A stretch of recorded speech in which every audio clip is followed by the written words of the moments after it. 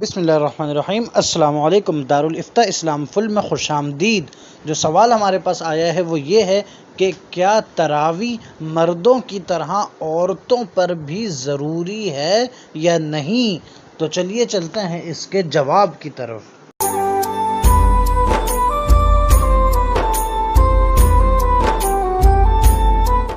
جو سوال ہم سے ہوا کہ مردوں کی طرح عورتوں پر بھی تراویح ضروری ہے یا نہیں، اس کا مختصراً جواب یہ ہے کہ اسلام میں جتنی بھی عبادات ایسی ہیں جن میں مرد یا عورت کسی کی تخصیص نہیں کی گئی تو وہ تمام عبادتیں مرد و عورت سب کے لیے ہوتی ہیں، جیسا کہ اللہ تعالیٰ نے قرآن مجید میں فرمایا ان اللہ و ملائکتہ یصلون علی النبی یا ایھا الذین آمنوا صلوا علیہ وسلم تسلیما، یعنی اے ایمان والو اپنے نبی کریم صلی اللہ علیہ وسلم پر درود و سلام پڑھو۔ اب اس میں نہ مرد کی تخصیص ہے نہ عورتوں کی تخصیص ہے، تو اس کا مطلب درود پاک پڑھنا یہ مرد اور عورت ہر ایک کے لیے ہے کہ کوئی بھی درود پاک پڑھ سکتا ہے۔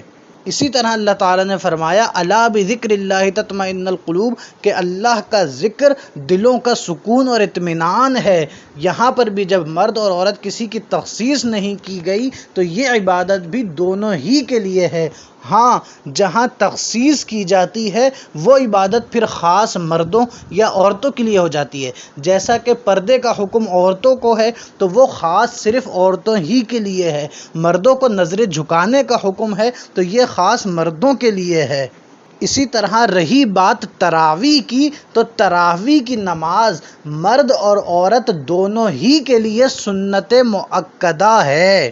در مختار میں، بہار شریعت میں، فتاوی عالمگیریہ میں اور دیگر فتاوی کی کتب میں یہی مسئلہ درج ہے کہ تراویح کی نماز مرد اور عورت دونوں پر سنت مؤکدہ ہے، کہ اگر دونوں میں سے کوئی بھی نماز کو چھوڑے گا جان بوجھ کر بغیر کسی عذر کے تو گناہ گار ہوگا۔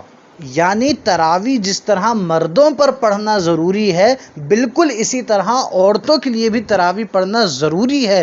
ہرگز اس میں یہ تصور نہ کیا جائے کہ فقط مردوں کے لیے خاص ہے کہ وہ جا کے مسجدوں میں پڑھیں اور عورتوں کے لیے نہیں ہے یا عورتوں کے لیے معاف ہے، ایسی ہرگز کوئی صورت نہیں ہے۔ مرد جا کے اگر مساجد میں تراویح پڑھیں گے تو عورتوں کے لیے بھی ضروری ہے کہ وہ رمضان کے 30 دن یا 29 دن جتنے بھی ہوں ان تمام ایام میں عشاء کے بعد تراویح کی نماز ضرور پڑھیں۔ السلام علیکم ورحمۃ اللہ۔